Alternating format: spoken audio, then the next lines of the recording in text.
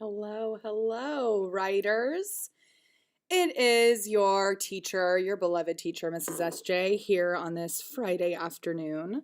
Hello, Quincy. I can see you are here. There might be, I'm sure there's a few more of you out there. You can go ahead and say hello in the chat. This is our fantasy fiction lesson where we are going to talk about really like what are all the pieces that I need when I'm creating my first draft of writing.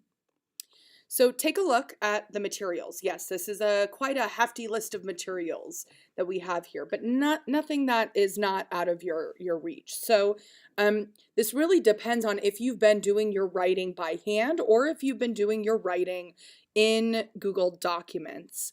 So really, if you're working by hand and that's what works for you, that's amazing. Keep going. You will need to know that all of the writing you're doing by hand will need to be captured and uploaded in some way. And really, I think that also in the just the organic way of transferring your writing from handwritten to the computer, you are going to go through a natural editing process as you do this. So I want to name that first and foremost.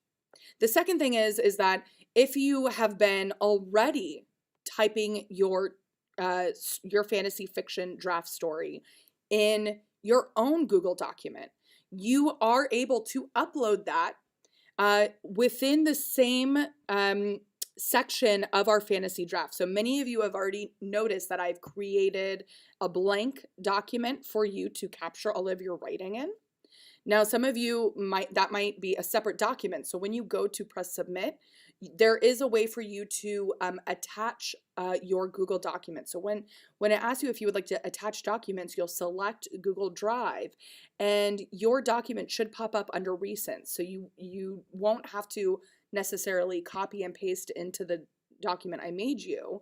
If that works better, go for it. If it's better for you to attach and share your own personal made Google document with your story in it, great. Either way, as long as you're doing, one of those three ways, right? Either writing by hand, writing on the Google document I made for you, or uploading your own Google document. Those are acceptable. Let's take a look at our teaching point right above me. Really today, this is going to be our likely our shortest lesson, because today I want to set you up for success. So let's read our teaching point up above. I can create the necessary conditions to allow me to focus on writing. Our second part of this is that I can write a draft of my fantasy fiction story using the planning work I have already done. And yes, you have already been doing this planning for the last couple weeks now. So let's talk about, well, how do we set ourselves up for writing success? And there's a lot that comes to mind. When I try and do my work at home, for example, it is very difficult for me, and you absolutely can give me like a connection, a silent connection as you're watching this video, or writing in the live chat. I'm finding it even harder to find time where I am focusing on any task that is longer than 10 minutes. You're not alone in this. This is something that is very hard. There is a lot of different things happening in the world, and not just that, it's hard to just sit down and concentrate. So really, we're going to go through some tips tips and steps for remote writing success. And yes, we're remotely writing at home, not in the classroom. And really, this starts with our first piece, right? A distraction-free workspace. Now, I'm going to say right now, if taking notes for you is going to be even more helpful, and if you wanted to like write this so that you can like put it up and remind yourself, great, amazing.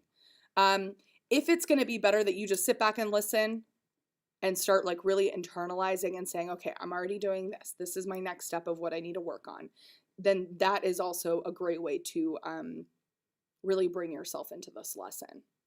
But the point of this lesson is for you to set yourself up for writing success in your fantasy fiction draft. So talk about having a distraction-free workspace. Turn the TV off. You're going to need to turn the TV off. I know many of us, sometimes our parents are watching TV, or other family members are watching TV. The TV needs to be turned off, okay? Not all of us have access to noise canceling headphones that are like super fancy and nice. And it can be really hard to find a distraction-free workspace, but you are doing your very best to either turn off the TV, find a room that doesn't have the TV in it, okay? Many of you are working on your computer. So if you're working on your computer, you're going to need to close all browser windows. We know that Padlet likes to give us those chime details of like, so-and-so just posted a comment, so-and-so just added, to this. We do not need to have Padlet open. We do not need to have Flipgrid open or YouTube or any of those things. Those are going to be an outlet for distraction. Now, thinking back to the classroom, whenever we would do work for a prolonged period of time, consider we wouldn't have our science notebook out when we were doing our Quiet 10 writing. When we're doing our Quiet 10 writing, we, really have to think deeply about, well, okay, I need to make sure that I'm not distracted, that nobody is coming and interrupting me. And, this might be like a certain type of instrumental background music. You know that I love to play Miles Davis, especially, his album, Kinds of Blue. I also love to listen to other like lo-fi hip hop I've introduced to you guys before. Sigur Rós is another band. Now, oftentimes the background music that I select does not have, oftentimes it does not have our any lyrics at all. And if I am listening to music with lyrics, it's usually in a language that I don't know, and that is calming still. A reminder, only if it helps. If you put, let's say if you go onto YouTube to listen to lo-fi hip hop station, you are not, you're not like getting distracted and just starting to surf YouTube. Only if it helps you're listening to music. Some of us were really lucky and you guys have like a record player at home, or your parents have like you might have a CD player or some sort of way for you to listen to music so it's off to the side and not in a space where it is taking up distraction. Okay? The next thing that is going to really help us for remote learning is once we've created this environment, that like feels really cozy and special, you need to make sure you have all of your materials in front of you. The last thing I want, and this is something we would even do work in the classroom, is we're not getting up for no reason. Give yourself a few minutes to gather all of your planning materials. We're not getting up and, as an excuse to waste more time. You need to have, if you know that you're going to get thirsty, make sure your water is next to you. Have not just your computer or your notebook where you're writing your story, but you're going to need any notes that you have, okay, that are pertaining to your story. So for example, you want your story arc near you. Having your story arc is going to be super helpful. I'll bring this up in a moment too, because this has to do with, how to like set yourself up with an amount of time that you're doing the work. Now, not just having your story arc ready, you need to have any other details of like character sheet information or any other information of things that you were jotting down as you were brainstorming your story, right? You need to have that with you. Any notes from past lessons that you find are particularly useful, you're going to need to have as well. And then I threw this one up here because sometimes for me as a writer, I like to have I like to surround myself with other like really great authors so that if I'm feeling stuck, I can grab the book and go back to a part that really called out to me and try and copy, or a professional word for copy is emulate. Say that word with me. Emulate. Yeah. So we might want to emulate some of our favorite authors using a certain, like, little did she know, little did they know that this was about to happen. So there's certain things that we could copy and emulate from other really talented authors in our own writing. The last thing that I think is going to be really important, and this last tip for success, it goes beyond writing. Okay? It's setting a timer and sticking with it. Even I desperately need this. And in fact, on Monday, when I asked in our Do Now what kind of mistakes people make, sometimes people forget to set timers and so they get late to things, right? I have to set a timer so that I can remember to finish submitting my attendance every day, right? So set a timer, stick with it, okay? It is not uncommon for writers, who are setting a timer, let's say for 10 minutes, doing a quiet 10. And maybe you start writing, and then halfway through your time, you blank and you get frustrated because you can't think of anything else to write. Okay? That's okay. The biggest thing I will say is stick with it. You need to stay with your writing, even if you're just sitting and thinking. Okay? And then to answer your question, I think that's Dermot. You do not need a physical notebook to take notes. No, you could have your rough draft pulled up, but right now we're just kind of like sitting and listening to these tips and steps. Okay. Thank you so much, Quincy. So if taking these notes help, great. If you want to make like a little reminder poster, absolutely, this is something that can work for you. Otherwise, you're just kind of like sitting and taking this in and like saying, okay, am I already doing this? If I am, excellent, give myself praise. If I'm not, this is my next step of like what I need to do to set myself up for success, right? So coming back to this idea of like what happens if you get stuck, because this is a real thing that happens.